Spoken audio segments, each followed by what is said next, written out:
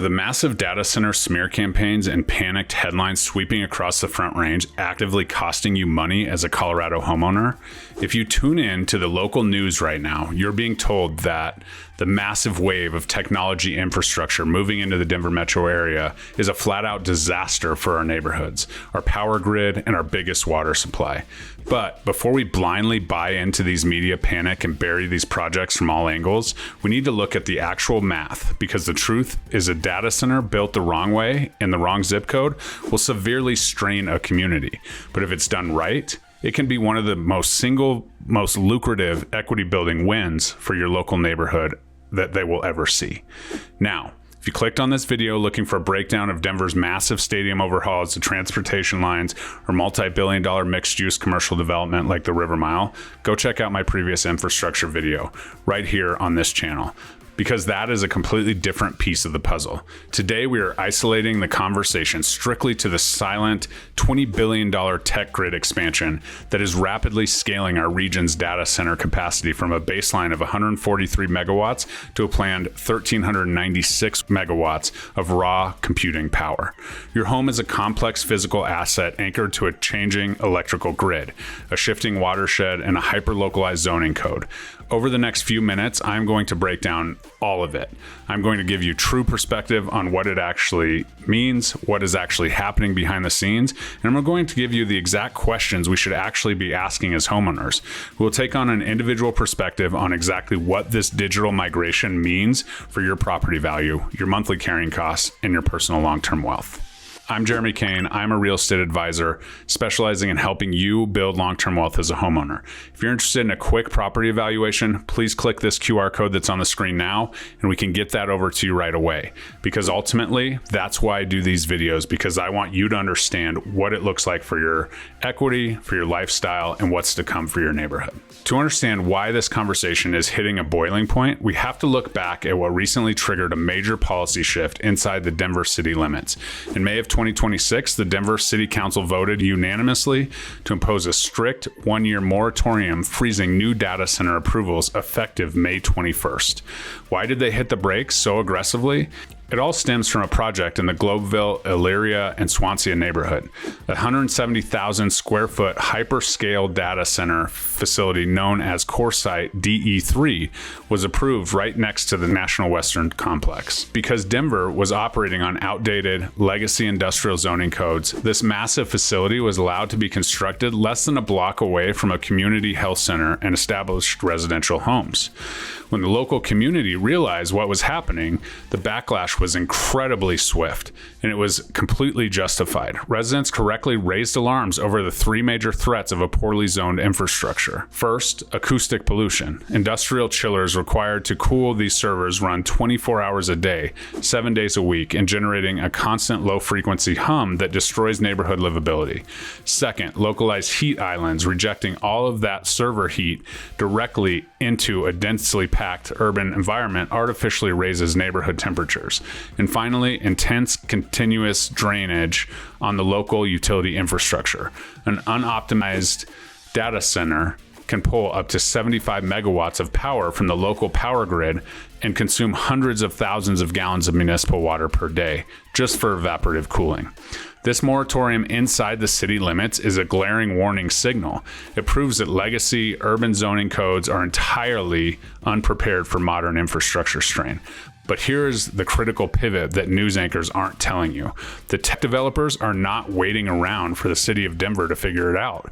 Instead, they're bypassing the city limits entirely. They're moving their capital into surrounding suburbs and northern Colorado corridors, where they have the physical space and municipal partnership to build these facilities the exact right way. Let's look at exactly what happens when a community gets this right. Take a look at Douglas County, specifically down in Parker. A massive $192 million, 249,000 square foot data center is currently being built by a company called Flexential at the corner of Chambers Road and Com Park Boulevard. It holds 22.5 megawatts of critical load capacity. On paper, a project of that massive scale sounds terrifying for a suburban ecosystem. But when you look closely at the engineering, this is actually a gold standard of how commercial development can actively benefit local home values. Let's look at the water usage. Instead of relying heavily on outdated, resource-draining evaporative towers, the Parker facility utilized advanced closed-loop liquid cooling technology. This means it continuously recycles a set volume of chilled water internally. It operates with virtually zero drain on the local municipal water supply or our fragile front range groundwater aquifers. They get the cooling they need without stealing the water your neighborhood relies on. Now, let's look at the power grid. This facility does not rely on standard residential utility grid that powers your home's air conditioning. It is powered by Core Electric Cooperative because it is structurally segregated. Its massive computing load doesn't compete with surrounding neighborhoods during peak summer hours. This completely protects local Parker families from utility peak load rate hikes and rolling grid brownouts. And finally, zoning. This is a purpose-built facility placed strategically within the Compark Business Campus, positioned safely away from direct residential boundary lines. The noise, the heat rejection, and the heavy infrastructure are kept entirely isolated from the suburban cul-de-sacs. But here's the real wealth-building piece of this equation that the panic-driven headlines completely are ignoring. Because this development was executed cleanly, town officials estimate it will inject $500,000 to $700,000 in clean annual municipal tax revenues directly into the local system. That is new capital funding local schools, improving suburban roads, and strengthening public safety. And the best part, it subsidizes all of that infrastructure without placing an extra dime of property tax burden on the local homeowners. We're seeing this exact same strategic shift up north in Weld County, with developers constructing a massive sustainable hyperscale project like the 750 megawatt Celio Hudson facility in the Windsor Global AI campus.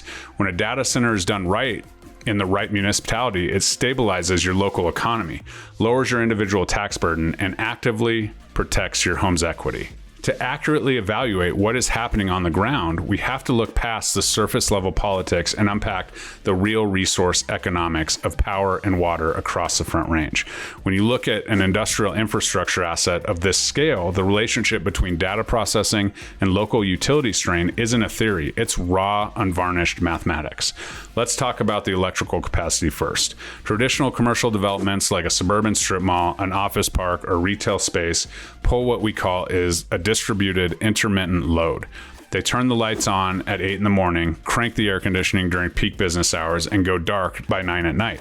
The utility grid handles this easily because it is predictable and cyclical. A hyperscale computing facility operates on an entirely different paradigm. They pull what is known as flatline baseload. They do not cycle down. They draw the exact same crushing volume of electricity at 2 in the morning as they do at 2 in the afternoon, 365 days a year. Modern server configurations generate so much thermal energy that the electricity required just to run the mechanical cooling systems can equal up to 40% of the total power grid draw off of the entire facility. When a technology conglomerate builds a data center inside an outdated urban framework, they hook directly into the existing primary regional transmission lines. If that node is shared with your residential neighborhood, you're now entering a silent direct bidding war for power capacity against a $1 trillion corporation. When peak summer heat waves strike, the Front Range and thousands of households crank their residential air conditioning units simultaneously. The local grid faces immediate localized brownout risks and severe distribution instability because the shared substation nodes are running at a maximum capacity to sustain the server blocks. Now let's look at the water equation, because this is where the geographic divide across the Denver suburbs becomes incredibly stark. Traditional data centers design rely on evaporative cooling towers to reject heat away from the servers. These systems continuously spray fresh water across massive cooling pads, allowing the water to absorb the ambient heat and evaporate into the atmosphere. A single mid-size evaporative data center can consume up to 300,000 to 500,000 gallons of water per day. Inside the Denver city limits or within the water scarce foothills area like unincorporated Jefferson County and the Dakota Ridge corridor, drawing that volume of fresh liquid asset from localized groundwater tables and surface water systems is a massive long-term risk.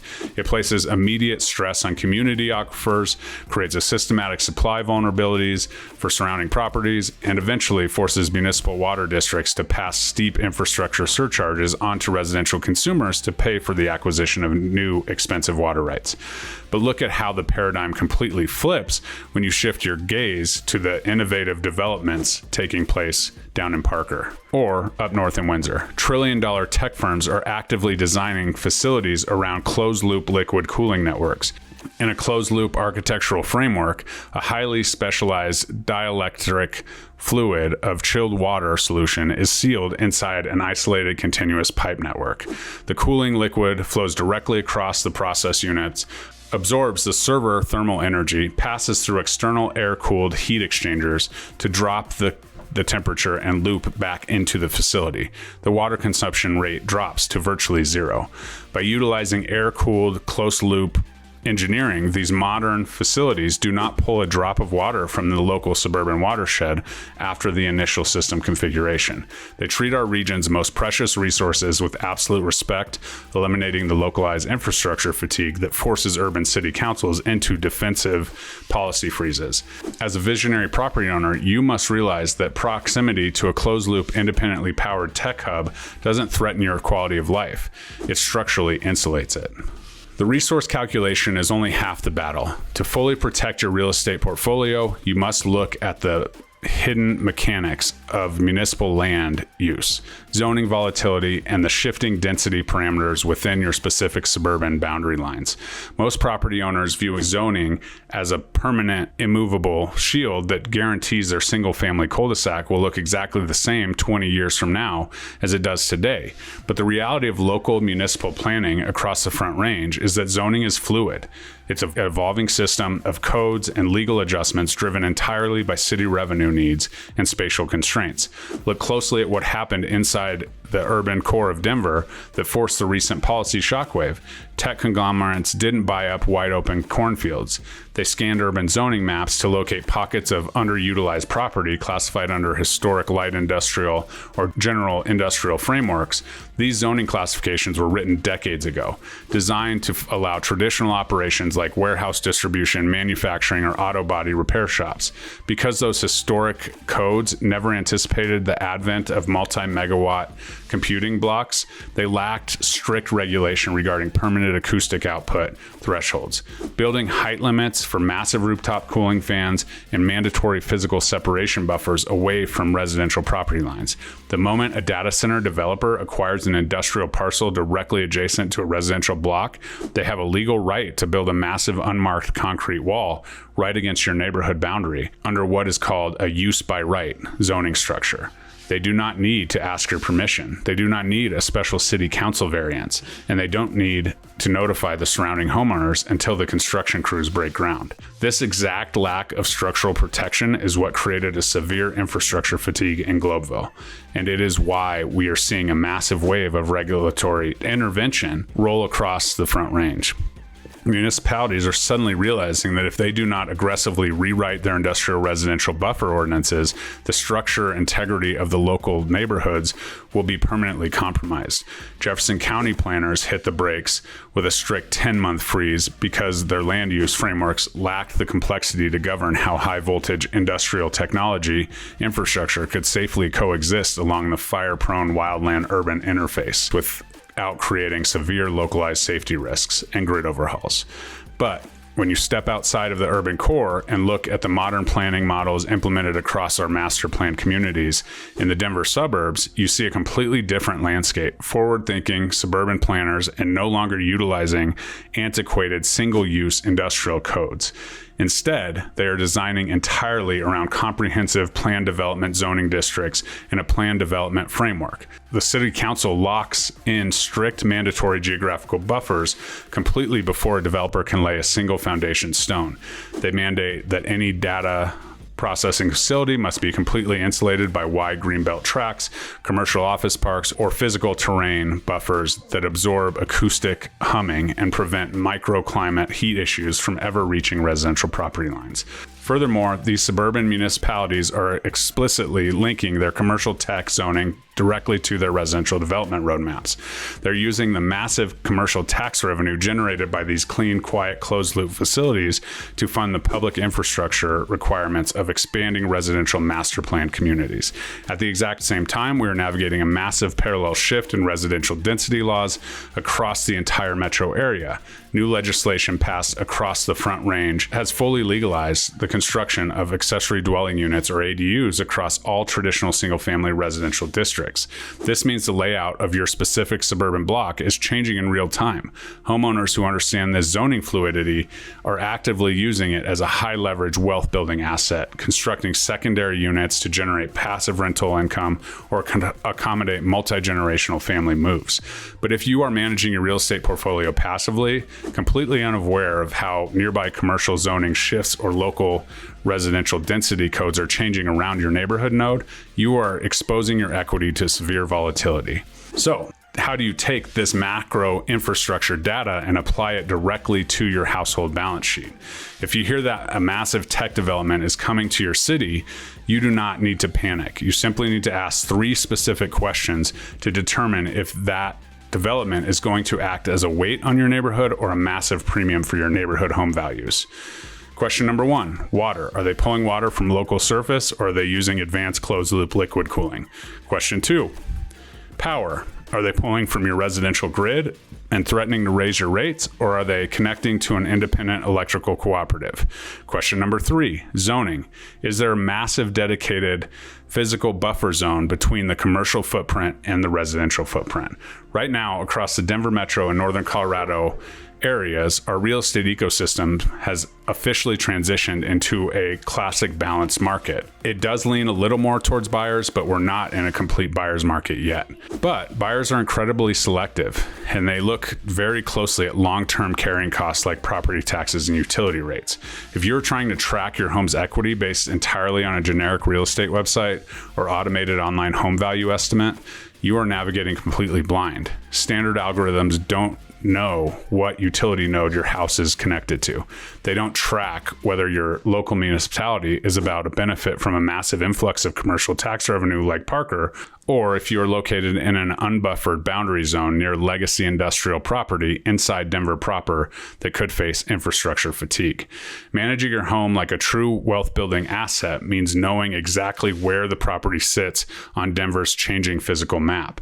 You have to ask the hard questions about water, power, and zoning before those factors silently erode your equity. I built my entire business around the very simple principle: a home is not just a place to live, it's often the largest financial asset a person or family will ever own. While having a place to live is important, that means I can advise you on exactly what your wealth building tactics should be or can be based on what you want to do.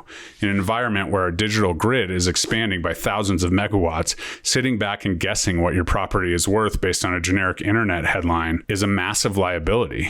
I don't treat real estate like a one-time event. My job is to help you manage the asset long after the closing table.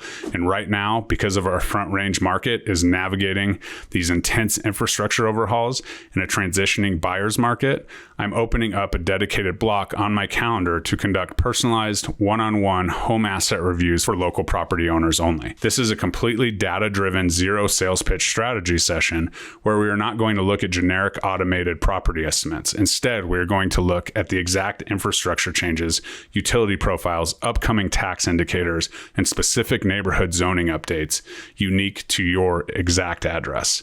Whether your goal is to stay put and figure out how to leverage new local zoning laws to build long-term rental equity, or you want to strategically reallocate your equity into a better fit suburb before local infrastructure shifts change your neighborhood's trajectory, we will build a tailored plan unique to your life and your timeline. Real estate isn't a one-size-fits-all, and you deserve a trusted advisor who stays in the game and looks at the actual structural data. You can book a call in the link below or scan the QR code on the screen and click the direct calendar link in the description below to secure your annual real estate equity review session right now. Let's look at the facts, protect your equity, and ensure your portfolio is safely positioned on the right side of Colorado's digital expansion. Thanks for watching, and I'll see you on the next one.